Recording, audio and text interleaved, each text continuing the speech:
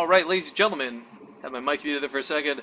Here we are, this is Rifkin Upcast, and today with Nova we're in the semi-finals of the ZOTAC North American Cup. Both players have had to fight a lot to get here, and Stardust, I think, needs no introductions. He is the most recent DreamHack champion, playing for My Insanity, but we'll introduce him nonetheless as he spawns at the top right corner of the map as our blue Protoss player.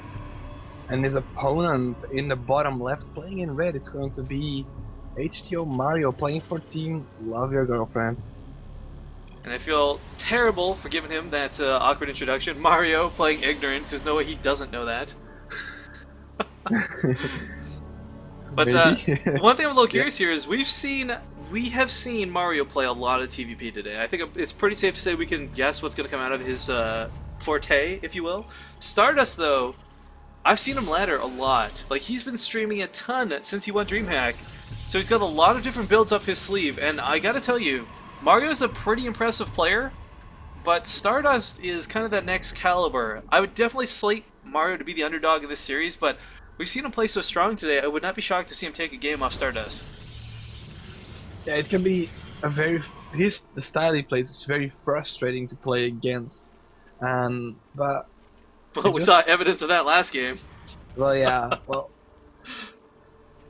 I do think Stardust can collect his comp and can make the right decisions. So we'll have to see how that turns out. Now, there's actually two giant things to consider here.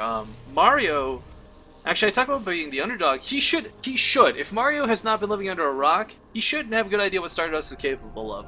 Not just from streaming a bunch since DreamHack, but also because when he played DreamHack, he displayed a lot of really strong builds. Now, granted, people argue that there are builds that didn't take much skill, and, you know, this and that, whatever centuries, but Stardust has been in the spotlight, and when you're in the spotlight, it exposes you.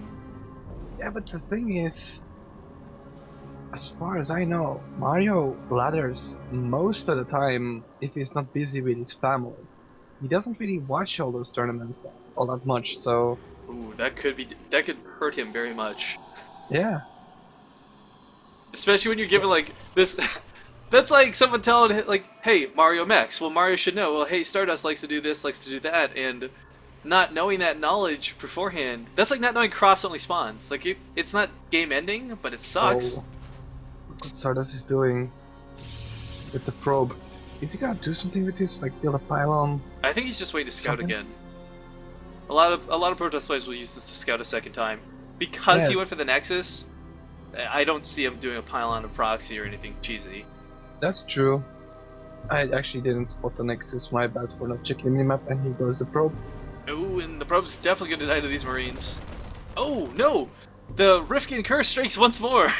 This unit just barely gets alive. That was a sick reaction time, though. I'm like sitting here so trigger happy to press that button. First blood! But Stardust with a Mothership Core out now should have no real problems, no real threats coming to him anytime soon. The great thing about having the Mothership Core against Terran, well, first off, most Terrans won't research Stim, but Mario being Mario is not going to go BIOS, so the typical Photon Overcharge that would just completely keep you safe might not work the same. Because the Photon Overcharge, well, great, can't really deal with, you know, if he's going to just run the Hellions right through it. But we do have Woodmine's coming up first, but Stardust, not really any trouble. He's got the Robo out. He'll be an Observer first, most definitely. And if Mario goes for some sort of Woodmine drop, it's just not going to be effective. Oops, yeah. And the Robo is just finished. Mario slightly supply blocked. First blood. He actually has no depot in construction. Ooh, that's nasty. Oh, it says he was saving it for the command center, but still not a supply block you want to have to deal with. No. The Widow Mines do get out, and what do they actually try to do with it? It's just gonna walk them up to the third, or... I don't know, but with the Observer here, there's no real threat. I mean, Stardust might lose a probe when he's running by to put a pylon down, but that's kind of the end of that. With having the early Robo like this and expanding, Stardust is, quite frankly, impervious to Widow Mines. Yeah, the build coming out of Stardust is like as standard as it gets. Like, just getting the Robo, 2 gates. You know, I like the proxy here on the top, though. Yeah? When I do proxy factory for the Widowmine shenanigans that I've been doing, I hate when I see this build. because this shuts it down. So like even if you go for the earliest Widow Mine possible, not a medevac drop, not anything crazy, but actually straight up proxying a factory, you still can't get into the base. Yeah, that's true. Now Mario not going for Drilling Claws this time, so we're probably not going to see the crazy super duper drop that we saw last time, but he does have that starport out significantly earlier than he has in the past, so I'm curious to see what sort of drop he's going to aim for.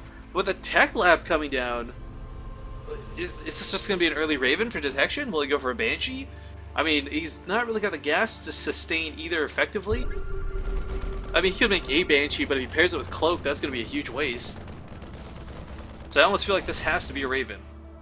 Yeah, there we go. Thank God. And Stardust looks to be going for a Immortal Bust, with 5 gates backing this up.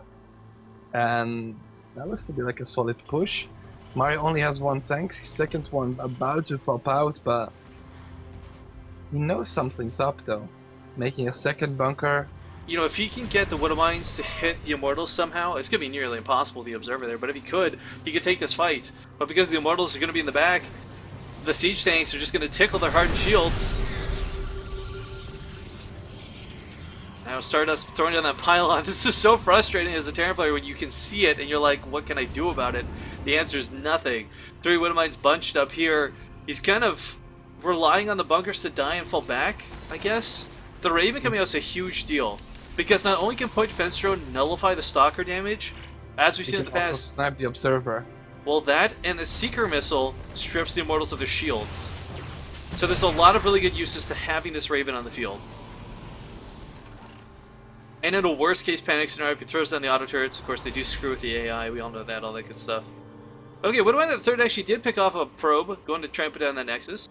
Stalker come down with an Observer to clean it up.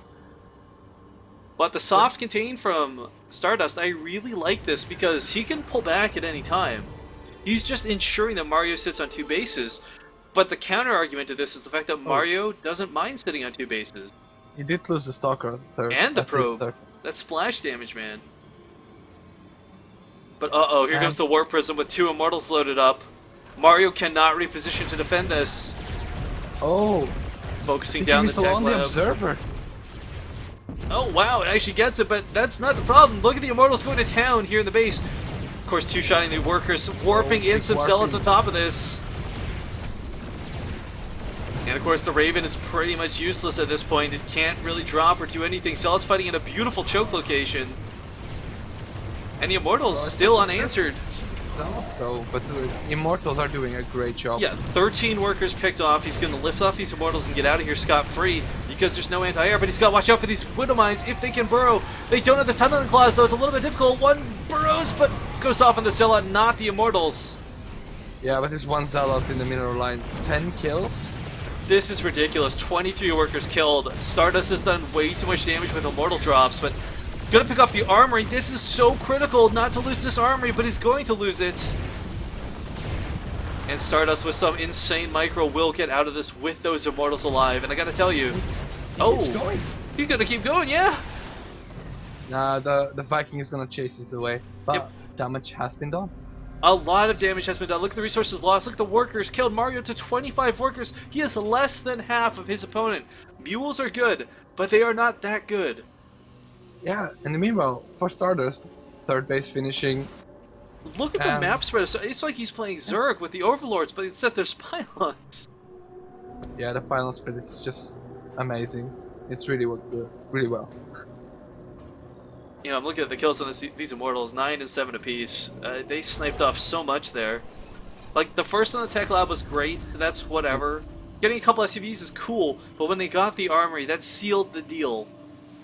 Yeah, and that Zealot was the MVP though. Yeah, definitely. Mr. I'm in the mineral line forever. But just so you guys know, Mario I don't think's rebuilt the Armory yet, so there's no... He's just now getting it. This means there's no Hellbats on the field this whole time. And now they're going for the double CC, kinda as a desperation move to catch up. It's a good triple, choice. Actually. It's very bold, it's very risky, but it's the right choice.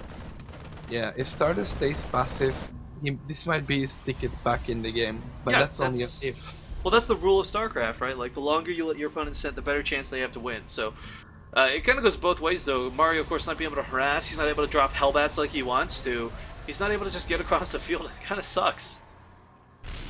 Yeah, and Stardust has a ton of gates behind this. Let's quickly have an update on how many. 10? Yeah, 10 warp gates. We got 4 Archons coming in now, too. And this is going to buffer so beautifully. Now, Mario's doing a great job of cleaning up these pylons. But as weak as these Marines are, they are so critical to keep alive. He cannot afford to lose these. Yes. And his army isn't that fantastic either. And I fear a bit for his third base. I feel Stardust is gonna hit a timing that this third base will just have no... Oh, he knows. Yeah, Mario's just like, you know what? This is a little too risky for me. Yeah, he knows he can't defend it. Oh, it said he's going to go for the sneakier base, but this will still get scouted. Stardust is no stranger to, like, base locations. And this poor Hellion is going to get out alive. What the hell? That is the luckiest Hellion in the universe! That's one beast Hellion though. Alright, well, the tanks are doing a ton of damage, but the depots are down. The depots are down. There's no stopping the zealots as they charge right and in. Here we go, the immortal drop on top of the tanks and a warping. So sick. Good GG. game. I expected nothing less of Stardust, man.